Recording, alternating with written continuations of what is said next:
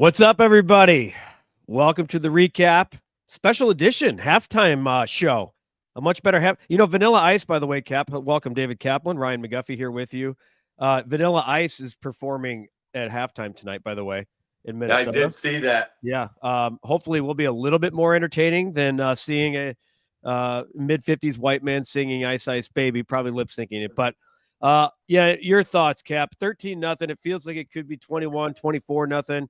I have a lot of them. Let's get yours. Your initial thoughts here. The Bears trail 13-0 at the half. Train wreck city. They are just such a poorly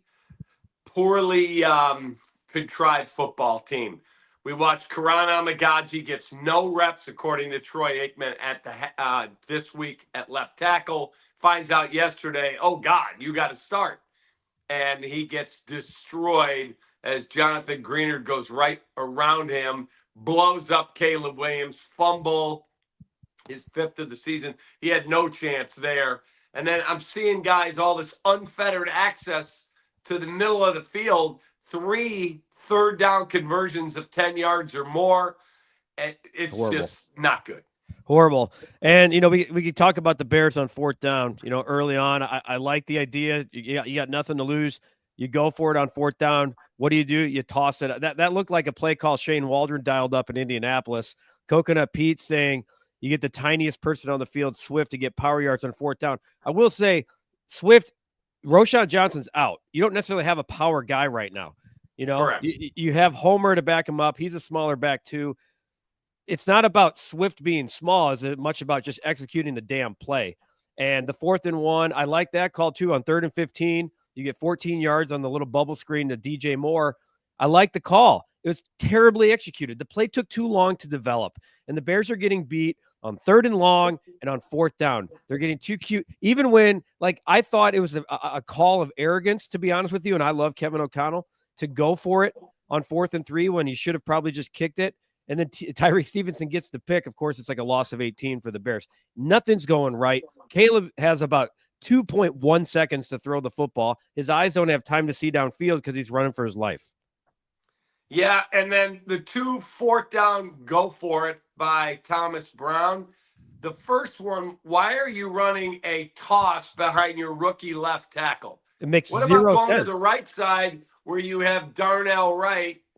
I didn't understand that call. And then the second time you went for it, you ran behind Gerald Everett instead of Wright, Mercedes, Lewis, and whoever's at right guard. You mean Cole?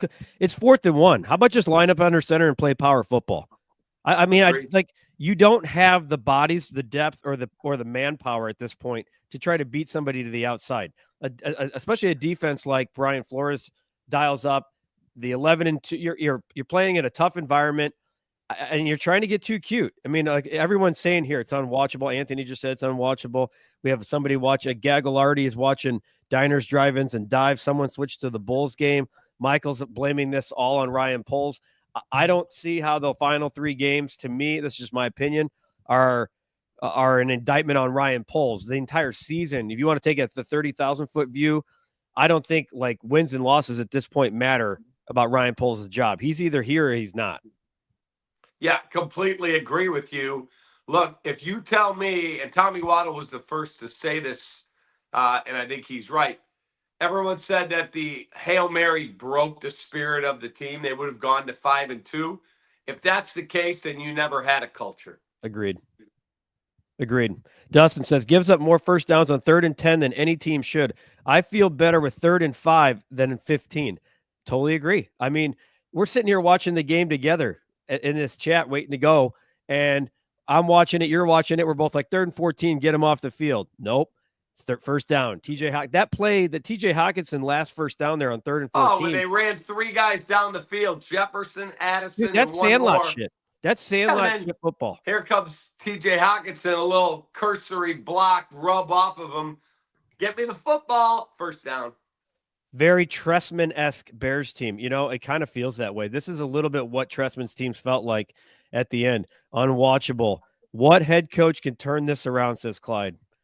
I think Cap and I have been adamant about this. We're very much on the culture train here than we are about the offensive train.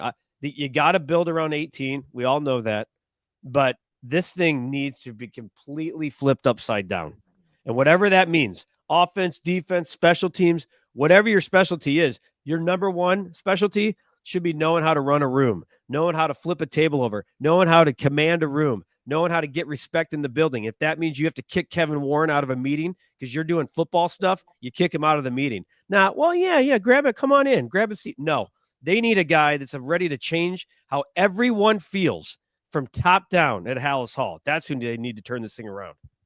Totally agree. That's why, look, I don't care what position the guy coaches. John Harbaugh was a special teams coach. He's a great leader of men. Andy Reid was a quarterback coach. We can go on and on. Mike Ditka was a special teams coach. Just give me the right freaking CEO to fix this crappy culture. Colin, I will answer this for you here, but do you think a Hail Mary to end the half is crazy? Why not give it a go? You had the ball at your own, 30, 25-yard line? 25-yard line. What are you doing? You're not throwing it that far. There's no quarterback in football. Even if you dial it up 70 yards, you're still short of the end zone. That's there are times to be smart and times to be stupid.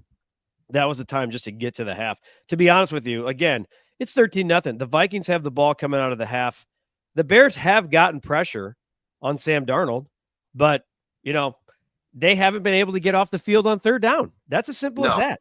I can run you through the stats. That is the death knell. That bad fourth down play calls, can't get off the field on third down. Your offensive line stinks. Not good. What's funny is, the Vikings have 35 total plays. The Bears have 29. The Bears have outrushed the Vikings 63-43. But it's passing yards, 137 to 43. Keep in mind those sacks do count. Caleb Williams has only been sacked once. It was that sack fumble that led to the touchdown. But the Bears are 0-5 on third down. They're 0-2 on those shitty fourth down play calls. And like we said, the Vikings they're 4 of 7 on third down. 3 of those are 10+ yards. It just can't happen. And ironically, like most of the time when the Bears are in these crap games and they look horrendous, you look up at the scoreboard and you're like, how the hell are they in this game? And that's kind of how I feel right now.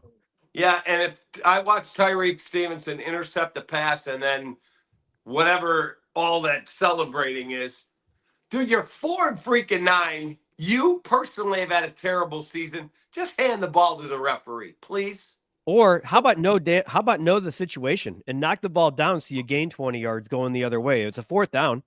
Correct. I mean, but this guy, it's me, not we, man. It's me, not we with a lot of these guys. And,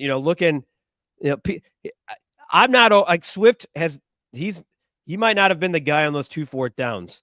Swift has played a better football in the last even during this losing streak. He's played better football. I know you're going to dissect that. I don't think DeAndre Swift is the problem with this football team. I don't. I completely agree with you. He hasn't had the best year. He's running behind a bad offensive line, but I think the guy goes out and competes. I do. Well, as of like 2 weeks ago, he was on pace for 1,000 yards still. I know that might not mean as much as it used to, but in the era of running backs, he is on pace for a 970-yard season. So again, to me, you could be over DeAndre Swift, but I don't think. This is interesting, Brian. DJ Moore is a running back. Cap, what were your thoughts on that? Yeah, they ran him 2 consecutive plays, which I found interesting. I don't want to get my $27.5 million running back to get banged up too much running the football, wide receiver, making him a running back. We'll see. I'm going to bring you into my fantasy game. Not that anybody cares. I have Caleb Williams and DJ Moore tonight with a 7.5-point lead, and I'm going against the Vikings defense. I'm losing at the half by 1 because if the Vikings defense pitches a shutout, I'm in trouble. Caleb doesn't even have 1 full point right now. He's got 0.66. Boy, do I need help. You know what people care less about? Your fantasy team. That's a nice dad joke. Caleb looking more at the lights than downfield. That's kind of per usual these days, KD. A lot of people are going to polls here, Cap. I mean, and it sounds like it's not all that harmonious at Hallis Hall from what we're hearing. The reports between Kevin Warren and Ryan Poles, it doesn't sound like it's been a match made in heaven, to say the least. Okay, so all these people that want to fire Poles, that's what shitty organizations do. They just keep changing GMs and never establish any type of a philosophy. No, we haven't won quick enough. Get rid of him. Let me ask you a question. You think the Steelers would do that? No. You think the Packers would do that? No. The good teams, they stay consistent through the ups and the downs. Yeah, Emmanuel, you're saying Caleb's a damn bust. I'm not really sure where you see that. I mean, I don't know what are you watching, Emmanuel? he's the best. He has a rookie record for the Bears already, and has a chance to finish with the best season in Bears history. Yeah, not just that. He is on his he's already broken the. Yes, he fumbled the ball tonight, but every quarterback in the league probably fumbles that on that sack tonight. Hasn't thrown an interception. I might jinx it here. He hasn't thrown an interception since London. He's already broken the NFL rookie record as well for most consecutive attempts without a pick. I would sit. I hate this take. I do. I talked about it earlier about sitting Caleb. If you could put that one back up there, Katie. Somebody said sit Caleb for the rest of the year. No reason for him to be out there with this clown show. I just don't like that take, Cap. I don't like the take of sitting a quarterback because you're scared he's going to get hurt. Yeah, I'm with you. He's a football player. He's trying to develop. Come on, Tommy. What do you want to do? Put him in bubble wrap? I know. I mean, like David Carr got sacked 60 times. I mean, this is part of the growing pains. Tom Sanitas, my guy, Sneak. I said the same thing. I'm sitting here watching the game with my wife, and I'm like, just line Caleb up under center and let him go. That's probably, there's no, but everything takes too long to develop. It takes too long for Caleb to hand the ball off. There's already penetration in the backfield, and this thing's blown up before it starts. Caleb has time, dummy. He panics every time instead of throwing the damn ball. I'll tell you what, Keith, it's a hell of a lot easier to watch this game from your couch than it is with three defensive ends coming at you at 6'5", 285 pounds, running a 4.6. But I appreciate Keith, that. You may want to get the All-22 subscription and put a stopwatch on it because that's a really jackass take. Todd, second half player props. I like Caleb's. I'm going to stick with it. My lunch hour bet today was Caleb over 224.5. This is usually where he shines. Let's see what happens if the Vikes go up 16 or even worse, 20-0 here as we wrap things up. Cap and I, a lot of comments here. We're not going to get to all of you, obviously. Caleb's definitely missing guys open. There's no doubt about it. But if you watch, Cap says, watch the All-22 guys. Really get a sense of what he's seeing because it's 1, 2, 3. And when he goes, it's 1, 2, 3 step throw. It's step, boom, step avoid, step up. It's just not there for him. This line sucks. It's the easiest way to say it. They have no depth. The Vikings get an injury at right tackle from a Pro Bowler. They bring in a veteran, Quisenberry. What's he do on his first snap? He throws the guy's ass to the ground. Just absolute D-cleats a defensive end. Sam Darnold steps up in the pocket, delivers a bullet. I believe it was the touchdown to Justin Jefferson. So that's where we are. Cap, your thoughts as we head to the second half? It's an ass kicking. Let's hope Caleb has a better second half. Make sure you stay tuned right here to the recap because as soon as the game goes final, that guy over there, that guy right there there he is. He'll have a recap of this game and everything. I will be in our recap studios. I'm going to head there at the end of the third end of the recap studios. Cap will have a full recap and a full breakdown of what happens the rest of this game. We appreciate you guys for joining. Hey, let's commiserate and watch this shit show together. But I'll still say it at the end. Bear down. Bear down. Take that.